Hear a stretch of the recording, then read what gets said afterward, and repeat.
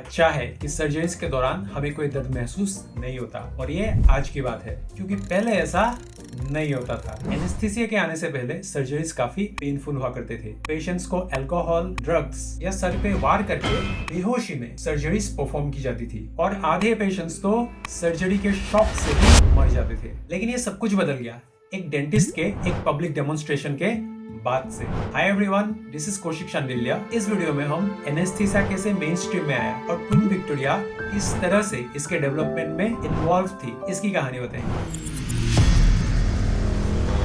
World war 2 के दौरान German aircraft engines में एक सब्सटेंस को ऐड किया गया, जिससे कि हायर ऑल्टीट्यूड में एयरक्राफ्ट्स का परफॉर्मेंस बढ़ गया। यही कंपाउंड 1950s के बाद से रेसिंग कार्स में भी यूज होने लगा। ये कंपाउंड कार को एक टेम्पोररी पुश प्रोवाइड करता है। 1978 से ये कंपाउंड कमर्शियलाइज होने लगा। ऑल्दो 2001 के पहले तक इसके बारे में काफी कम लोग जानते थे, लेकिन fast and furious movie franchise ने इसके बारे में सब कुछ बदल कर रख दिया। इन मूवीज के रिलीज के बाद से इसका सेल्स अचानक से 1000% तक बढ़ गया। दोस्तों, एयरक्राफ्ट से लेकर रेसिंग कार्स तक यूज होने वाले इस क्रेजी सब्सटेंस का नाम है nitrous oxide, AKA laughing gas.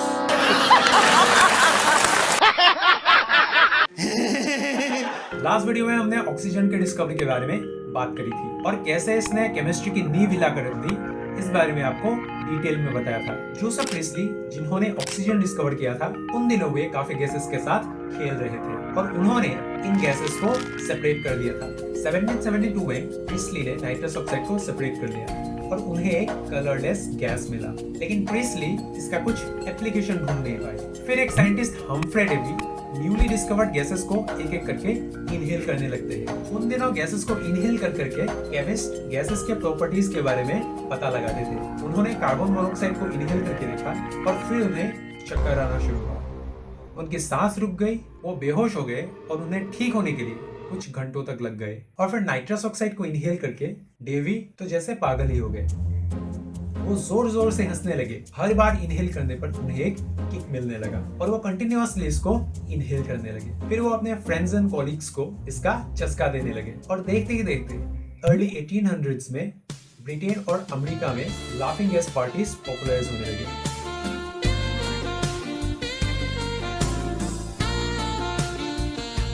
Nothing exists but thoughts.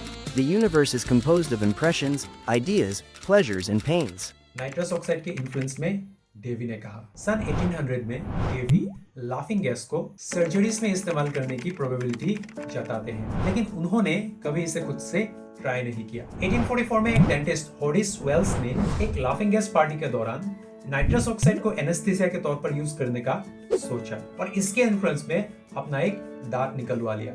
It is the greatest discovery ever made. I didn't feel it so much as the prick of a pin. उन्होंने कहा, बिना दर्द के निकलने वाला ये दुनिया का पहला दांत था और ये उनके लिए एक यूरेका मोमेंट बना। यूरेका के ऊपर हमने एक वीडियो बना के रखा है, आप इसे देख सकते हैं।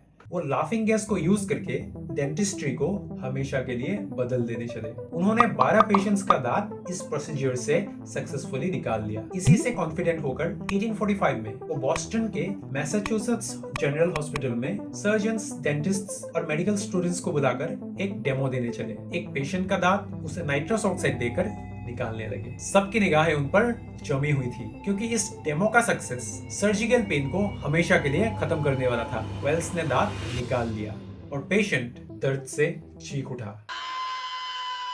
ऑडियंस कुछ मिरेकल का एक्सपेक्ट कर रहे थे, लेकिन हुआ इसका ठीक उल्टा। या तो पेशेंट पर नाइट्रस ऑक्साइड का डोज इनसफिशिएंट था या फिर इक्विपमेंट में कुछ गड़बड़ था। अल्टीमेटली डेमोन्स्ट्रेशन अनसक्सेसफुल रहा and the damage was already done. उन्हें पब्लिक ह्यूमिलिएशन का सामना करना पड़ा और साथ ही साथ उन्होंने अपनी क्रेडिबिलिटी भी खो दी। वेल्स ने सबको कन्विंस करने की काफी कोशिश की, पर बात कुछ बनी नहीं। नेक्स्ट ईयर वेल्स के एक स्टूडेंट डॉक्टर विल्हेल्म मॉर्टन ने सेम हॉस्पिटल में डाई इथाइल ईथर के साथ एक ट्यूमर सर्जरी परफॉर्म करके दिखाया। इस बार पेशेंट को कुछ महसूस नहीं हुआ और ब्लड लॉस भी मिनिमम हुआ। बात चारों ओर फैल गई।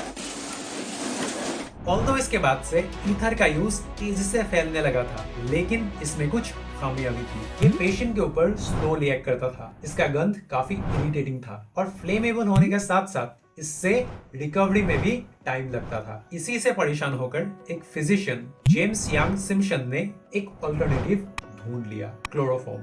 1847 में सिम्पसन ने क्लोरोफॉर्म को यूज करके एक चाइल्ड डिलीवरी करवाई। फिर सिम्पसन ने 1 महीने में 50 पेशेंट पर सक्सेसफुली क्लोरोफॉर्म यूज किया और सर्जरीज की। ये रिजल्ट्स तो काफी रिमार्केबल थे, लेकिन लेबर पेन को खत्म करने के लिए रिलीजियस ऑपोजिशन से उन्हें स्केप्टिसिज्म मिला, क्योंकि स्क्रिप्चर्स के हिसाब से औरत को चाइल्ड बर्थ में पनिशमेंट मिलना डेस्टिन्ड है। लेकिन बाद में 1853 में जॉन स्नो द्वारा क्वीन विक्टोरिया पर क्लोरोफॉर्म यूज किया गया और इससे उनकी डिलीवरी करवाई गई। और इसके बाद धीरे धीरे सबकी बोलती बंद हो गई। पब्लिक ह्यूमिलिएशन के बाद वेल्स अपने होम टाउन वापस आए और नाइट्रस ऑक्साइड ईथर क्लोरोफॉर्म के साथ सेल्फ एक्सपेरिमेंट्स करने लगे।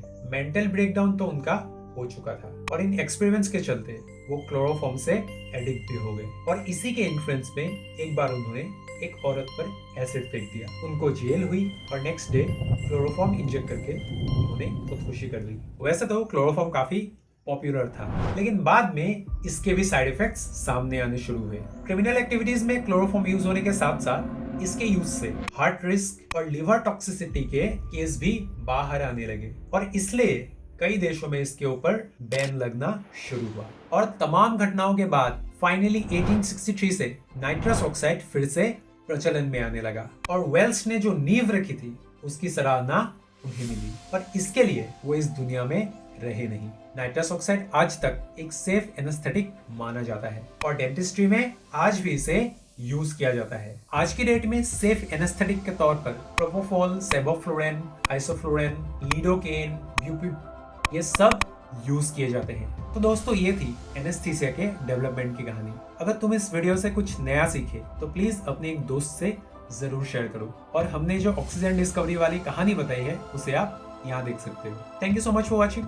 Stay curious, keep learning.